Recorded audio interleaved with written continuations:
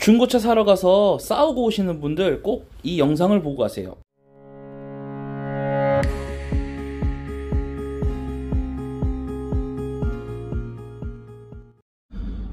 안녕하십니까. 자동차 진단평가사 TV 진단평가사 남박사입니다. 오늘 이렇게 영상을 찍는 이유는 지난주에 저한테 제보 전화가 한 통이 왔습니다. 제 유튜브를 보시는 고객님이 진단평가사 남박사님한테 꼭 좀 문의드리고 싶은 일이 있다고 전화가 왔습니다. 그 전화 통화한 내용을 일단 들어보고 오시죠.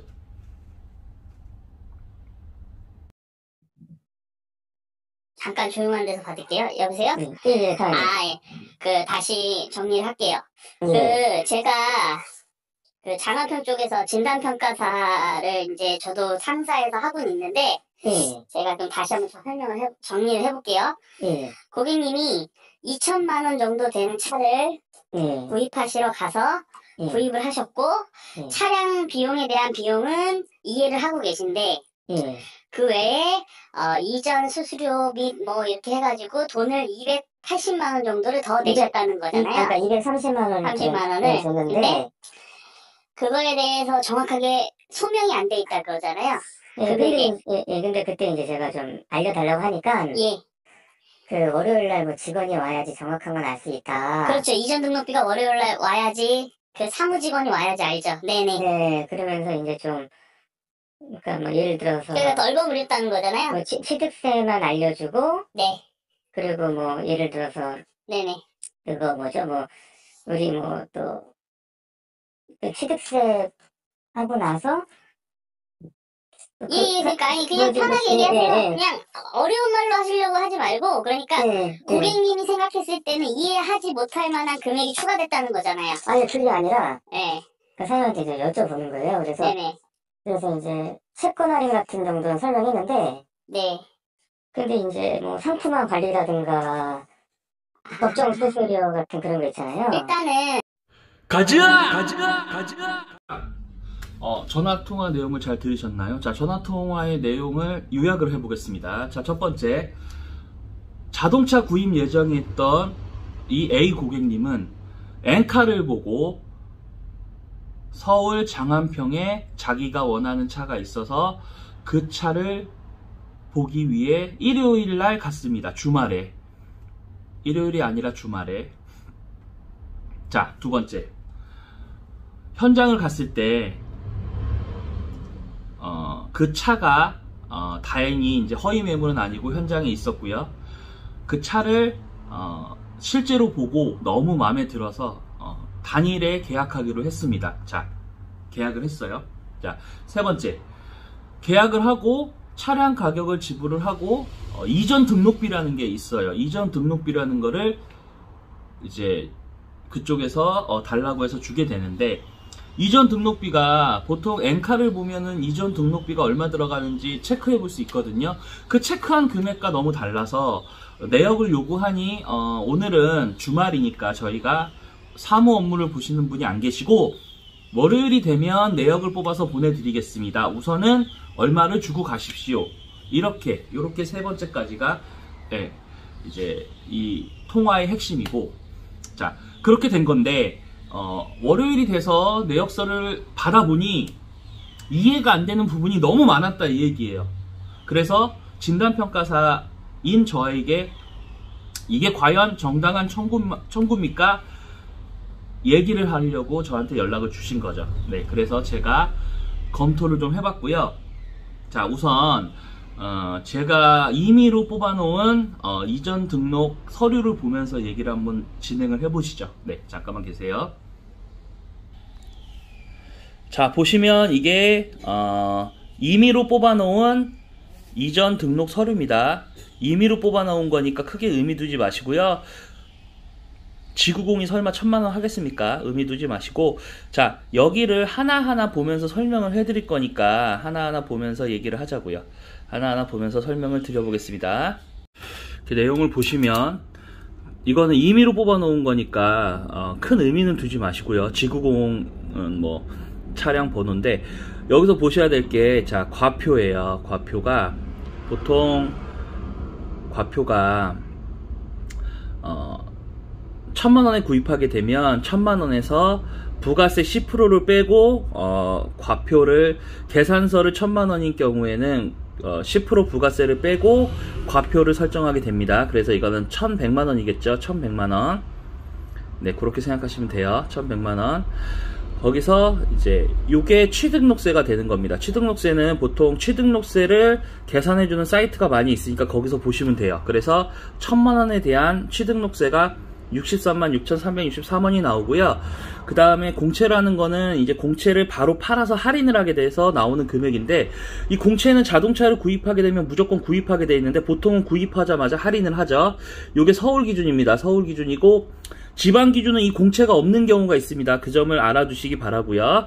그 다음에 이전비는 말 그대로 이제 이전을 하면서 대행을 하는 비용 인정지까지 포함이고요. 그 다음에 이 고객이 제일 중요하게 생각했던 게 법정수수료예요. 법정수수료에 진짜 체크를 일단 하고 넘어갈게요. 그 다음에 보수관리비가 있는데, 이 보수관리비는 말 그대로 이 상사에서 이 차를 관리한 비용을 뺀다는 건데요.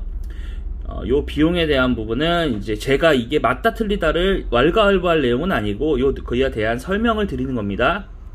그 다음에 책임보험료는 뭐냐면, 자, 차량을 구입하게 되면 1년이 아니고, 한 달에 2000km까지 보증을 해주게 되어 있습니다. 이 보증이, 필수사항인데 그 보증에 대한 금액을 7만원이라고, 이 보증료, 자동차 보증보험비를 구입한 사람이 내는 걸로 되어 있습니다. 그래서 이렇게 되는 거고요.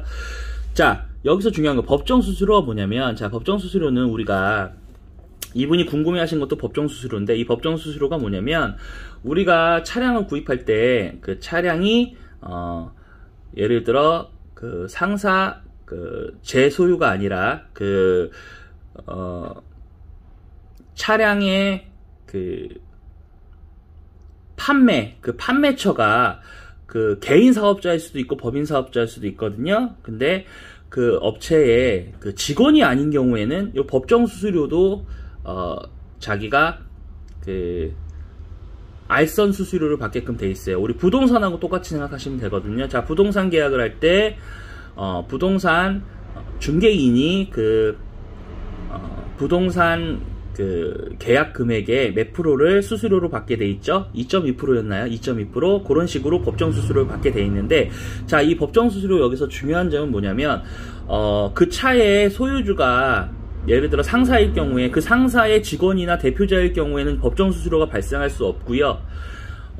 만약에 그 상사가 개인 사업자로 이뤄진 그런 차량 소유주가 있다면 그 개인 사업자 개개인 간에는 법정 수수료가 발생할 수 있어요. 근데 예를 들어 남초루라는 개인 사업자가 차량을 자기 개인 사업자 명의의 차량을 판매한다고 하면 그거는 법정 수수료가 발생하지 않고요. 같은 회사에 이제 근무하더라도 법인에 소속된 직원인지 아니면 개인 사업자들로 이루어진 회사인지가 중요하거든요. 그런 경우에는 법정 수수료가 발생하는 게 불법은 아닙니다. 그래서 이분이 헷갈리셨던 건 이 법정 수수료 부분이 그분이 이제 예를 들어 상사에 가서 구입을 하셨는데 그 차는 그 법인의 대표자 명의로 돼 있었는데 그 사람은 직원인데 왜 법정 수수료를 받냐? 그리고 법정 수수료 자체가 있는 것 자체가 불법이 아니냐, 이런 걸 저한테 물어보셨던 건 거예요.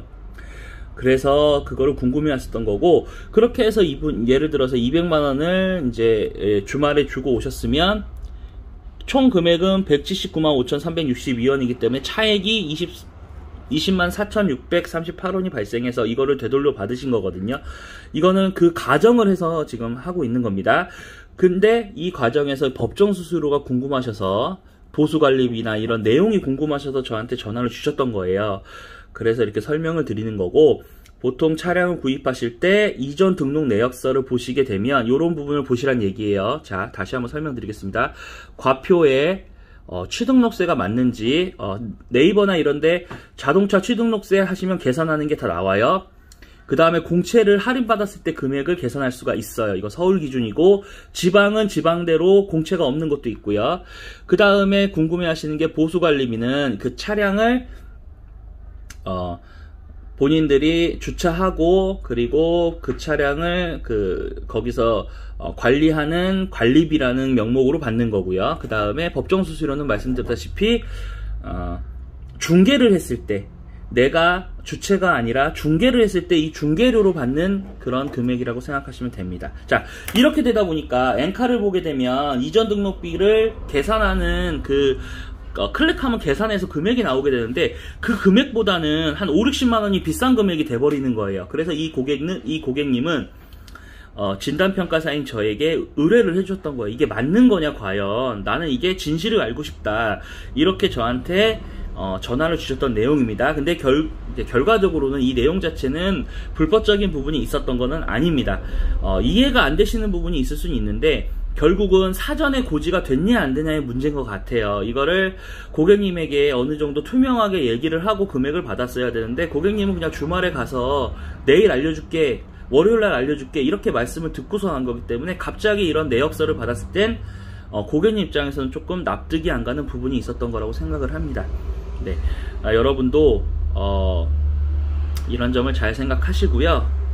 자, 이렇게 중고차를 구입을 하실 때 보통 주말을 이용해서 가시게 되는데, 주말에 가시는 경우에는 사무직을 보시는 분들은 보통 안 나오고 그냥 한 명 정도 당직이 와 있는 경우가 있어요. 그런 경우에 차량을 구입하시게 되면 사실은 여러 가지 이런 이전 등록에 관한 금액이나 이런 게 투명하게 이제 바로 보고 살 수 있는 게 아닐 수 있거든요.